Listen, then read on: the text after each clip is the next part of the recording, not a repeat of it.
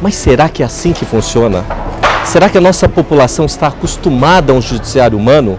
Será que nosso legislativo e executivo, hoje, que necessitam da operação do judiciário para poder fazer o país andar, está realmente interessado em trazer um judiciário humano para esse país? Queria que o senhor falasse um pouco sobre o que ele explanou desse humanismo que tem que ser ligado muito à área do direito. E parabéns para o senhor por ter trazido tão ilustre convidado.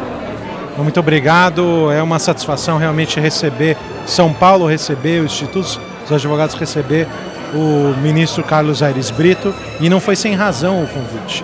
Foi exatamente por conta dessa alta intelectualidade dele, demonstrada na palestra de hoje, mas especialmente diante da sensibilidade dele. E a própria forma como ele conclui, que é o sentido etimológico da sentença, que é vem do verbo sentir, é próprio da toda atividade jurídica e, por que não dizer, da nossa própria existência. É isso que ele conseguiu demonstrar para nós, interligando a ciência, a arte, a técnica do direito e a nossa própria realidade, a nossa própria existência.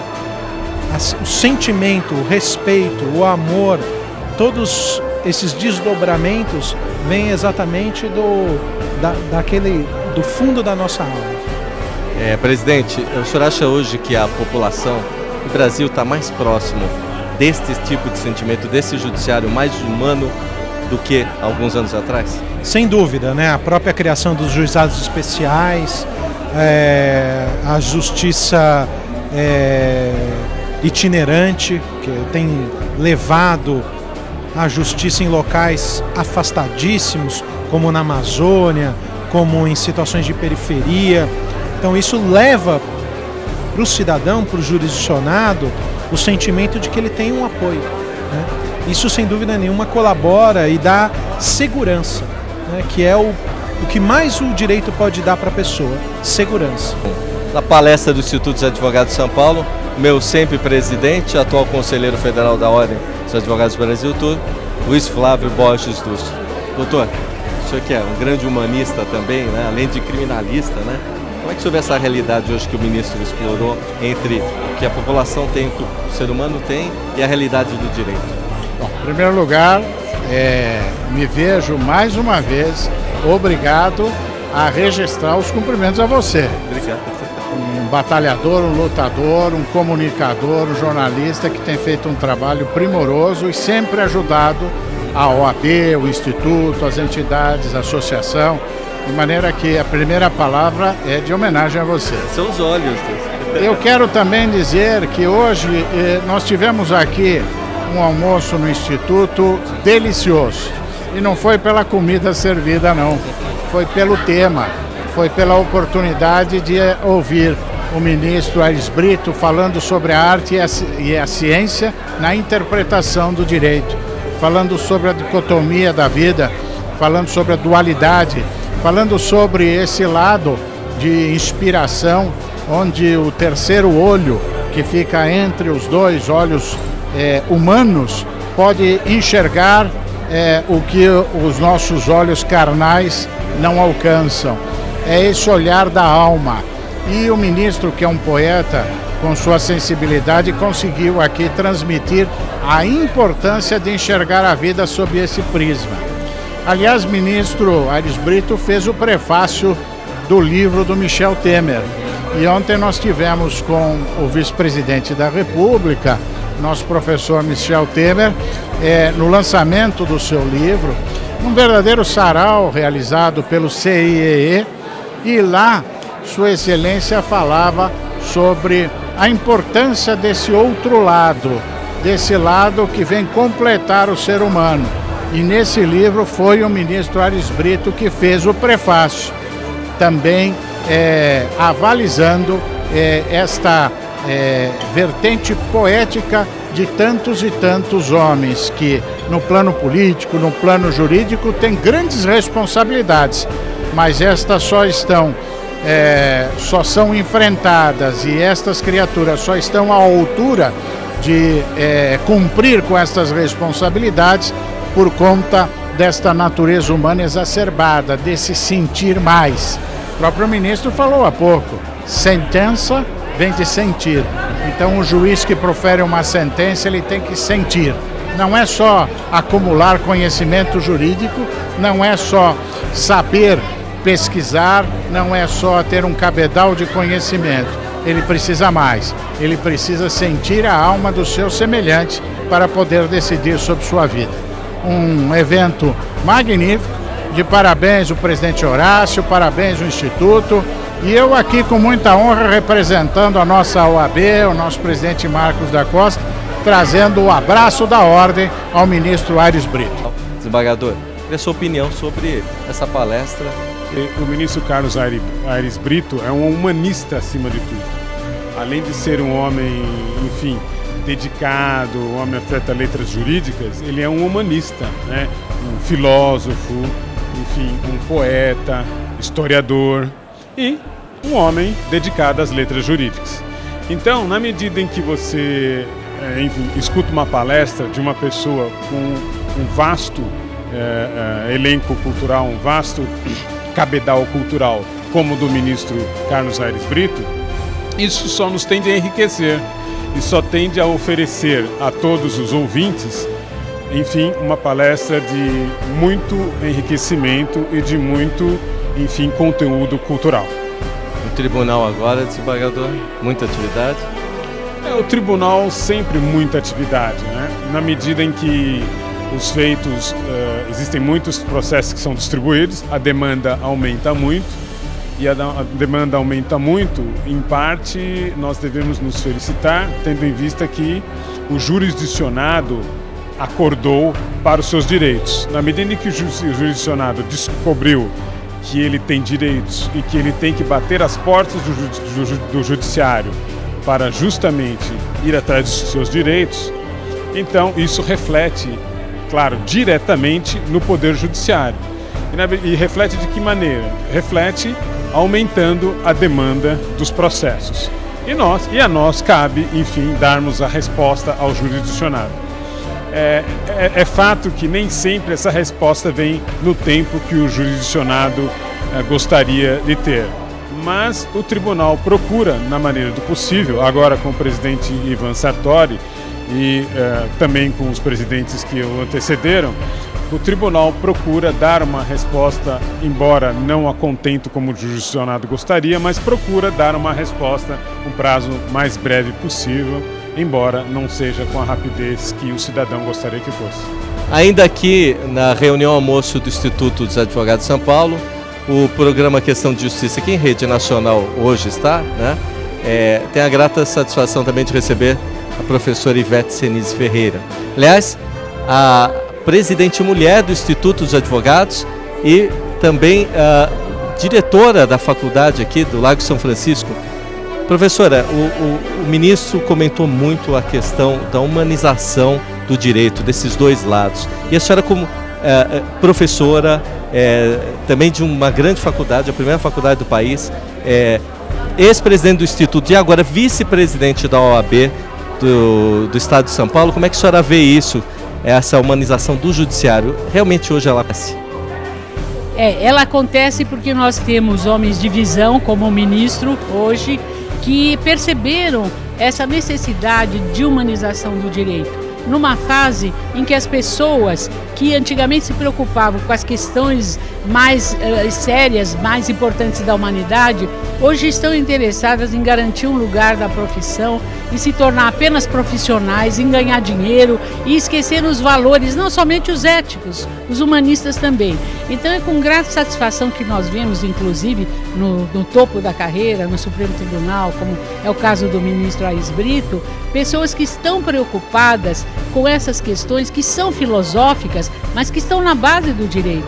A filosofia faz parte do direito, o direito tem íntima ligação com a ética, com a moral e com a filosofia. E a filosofia é realmente que ilumina a ciência do direito.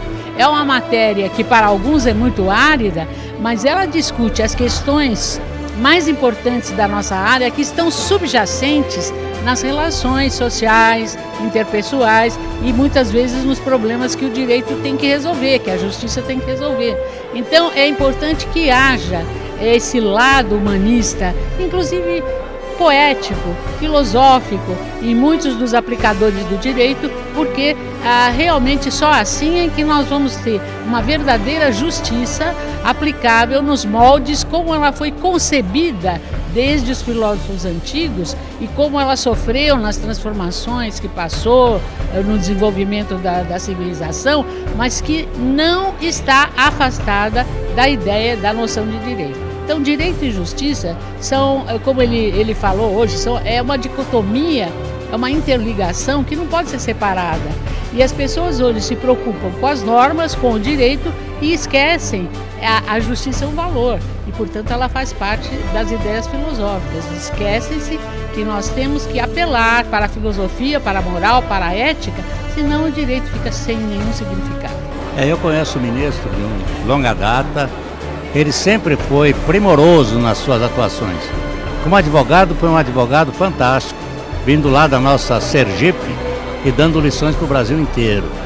Um advogado humano, que ia a fundo no conhecimento da causa em que assumia e que, na época em que foi sugerido o nome dele, que acabou sendo aprovado ao Supremo Tribunal Federal, ele foi de plano apoiado por todos os advogados brasileiros. Inclusive a Ordem dos Advogados do Brasil, que o recebia em todas as sessões, fez questão de que ele estivesse presente na última vez em que ele estava ainda como advogado. É um homem realmente que merece o respeito de todos. Foi como presidente também uma figura que enalteceu a justiça brasileira. Ele pegou o STF no maior caso daquele tribunal em toda a sua história, que é o caso do Mensalão, e soube conduzi-lo de uma maneira realmente fantástica, em que haviam divergências entre os próprios ministros, às vezes até de uma forma ríspida, e ele soube colocar as coisas nos seus devidos lugares e levar praticamente até o fim o julgamento. Portanto, é um homem que merece o respeito de todos nós. E hoje ele vem ao Instituto para dar uma lição a todos nós de amor à justiça, de amor ao ser humano. E o juiz não é meramente técnico, o juiz vai dentro daquela página que parece um papel, mas tem um ser humano naquela página, dando-lhe o valor e a estima que merece aquele que está em juízo. Ministro, brilhante palestra do senhor, né? Adorei a explanação de filosofia. Aliás, todo aluno deveria haver uma explicação com o senhor que foi presidente do tribunal. Eu queria que o senhor falasse um pouco, não precisa explanar todo o tema, mas um pouco sobre o que o senhor falou hoje na palestra. Pois é, eu tentei mostrar como é importante para o jurista conciliar funcionalmente informação e formação. Uma formação subjetiva, não é? Ética, cívica, democrática, de compromisso orgânico com a justiça material, para que as informações obtidas por ele, no plano científico, no plano do conhecimento objetivo, sejam efetivamente usadas nessa perspectiva da formação subjetiva. É preciso ser bem formado subjetivamente para fazer um uso cívico tão racional quanto justo, não é, das informações, dos conhecimentos obtidos. A informação enquanto meio, o conhecimento enquanto meio, não é, e para a prestação, não é, de uma jurisdição, de uma atividade advocatícia, ministerial pública, não é, e assim avante, não é, compatível com esses valores que dão sentido, dão propósitos, dão grandeza à vida coletiva. Ou seja, os valores da justiça, da liberdade, de uma efetiva igualdade, Ministro, transparência, né? Eu vi uma explanação do senhor sobre realmente a parte que o ser humano precisa entender, a parte humanista. Aliás, o senhor é um grande humanista. O senhor acha que o jurista hoje, o advogado, a justiça, ela tem que pensar, ela trabalhar mais essa questão do humanismo, entender mais que a população? Do humanismo, compromisso com o ser humano em concreto, de carne e osso, vísceras, sangue, cartilagem. Não é a humanidade não, um ser abstrato, impessoal, distante. É o homem aqui e agora, o lavador de carro, a empregada doméstica, né? O ascensorista, o motorista, o cidadão comum, né? O comerciário, o industriário, aquele que sente com mais dificuldade o peso da vida. O cidadão brasileiro tem caminhado e a justiça juntos para essa melhoria, presidente? Sim, eu acho que nós estamos evoluindo na direção do humanismo jurídico, humanismo constitucionalizado, né? Os operadores do direito mais e mais sensíveis, mais e mais comprometidos com a justiça material, que é a justiça do caso concreto. Aquela justiça que o caso concreto exige com exclusividade para ele. Brilhante palestra, presidente. Parabéns, viu? Obrigado. Obrigado. Continuando essa palestra fantástica, né, onde o nosso ministro Brito fala sobre humanização, queria saber do senhor, professor. O senhor acha que hoje a população e o judiciário estão caminhando nessa questão da humanização da filosofia do direito e numa realidade hoje para a população brasileira? Eu acho que já há algum tempo todo o povo brasileiro, também a classe dos advogados, dos juízes, dos promotores, tem sentido a necessidade dessa humanização. Porque o problema é que o direito é muito frio e as letras dos códigos são de uma frieza total e às vezes até fora de época e não se adaptam na realização, na aplicação aos casos concretos, na essência do direito ou na meta de se fazer justiça. Então é preciso mesmo, como disse o ministro, que exista um pouco de conhecimento, um pouco de abertura, um pouco de ensinamento no sentido de transformar as palavras de Jesus, amai-vos uns aos outros, né, para nós termos afeto uns aos outros. Que hoje a palavra mágica do direito é o afeto, que tem até sido mais valorizada do que muitas normas jurídicas, porque é no afeto em que a família se acolhe, o afeto em que vai propriamente integrar os membros da família, que andam muito desintegrados. A família brasileira precisa dessa dose de boa-fé, de atuação, né, dessa boa-fé objetiva, do bom comportamento do ser humano em sociedade. E para finalizar aqui, uma das pontas seria a própria sociedade sendo trabalhada por instituições, e a instituição que hoje a gente participa é a Ordem dos Advogados, e a ponta que mais perto da sociedade hoje em dia é a subseção. E para falar de subseção e humanização desse direito hoje que o ministro falou, doutor Leopoldo, eu queria que você desse sua impressão final, porque é ali na subseção que você se sente mais próximo à população e se o judiciário realmente, na sua gestão local, né, consegue estar humanizado, como o ministro comentou aqui na palestra do IASP.